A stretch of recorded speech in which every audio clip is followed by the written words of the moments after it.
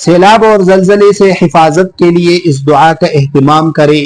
یہ وہ دعا ہے جو آپ صلی اللہ علیہ وسلم سے ثابت ہے، اور آپ صلی اللہ علیہ وسلم ہمیشگی کے ساتھ اس دعا کو پڑھتے تھے، صبح اور شام اس دعا کا اہتمام کرتے تھے۔ دیگر اعمال کے ساتھ نماز کی پابندی، گناہوں سے اپنے آپ کو بچانا، اس کے ساتھ ساتھ ہی آپ اس دعا کا اہتمام کریں۔ آج کل جو حالات ہے، سیلاب ہے، زلزلے ہے، ان تمام حالات سے، ان تمام مصیبتوں سے بچنے کے لیے اس دعا کا اہتمام کرے۔ یہ دعا بعض کتابوں میں مختصر ہے اور بعض کتابوں میں تفصیلی ہے۔ میں وہ مختصر دعا آپ کے سامنے رکھ دیتا ہوں تاکہ آپ کے لیے یاد کرنے میں آسانی ہو اور صبح اور شام آپ اس دعا کو پڑھ سکے۔ دعا کے کلمات انتہائی آسان ہے۔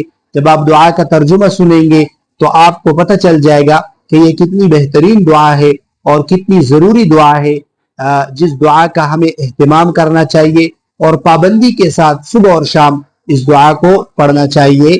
دعا کے کلمات یہ ہے: اللہم انی اعوذ بک من الہدم واعوذ بک من التردی واعوذ بک من الغرق والحرق واعوذ بک ان اموت لدیغا، جس کا ترجمہ یہ ہے کہ اے اللہ، میں پناہ مانگتا ہوں اس بات سے کہ مجھ پر کوئی دیوار گر جائے اور میں اس کے نیچے دب کر مر جاؤں، یا اس بات سے کہ میں کسی اونچی جگہ سے گر کر مر جاؤں، اور اس طریقے سے میں پانی میں ڈوب کر مر جاؤں، یا میں آگ میں جل کر مر جاؤں، اس سے میں پناہ مانگتا ہوں۔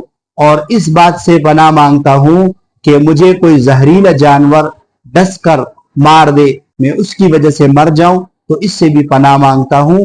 یہ بہترین دعا ہے، آپ اس کا اہتمام کریں، صبح اور شام اس دعا کو پڑھا کریں۔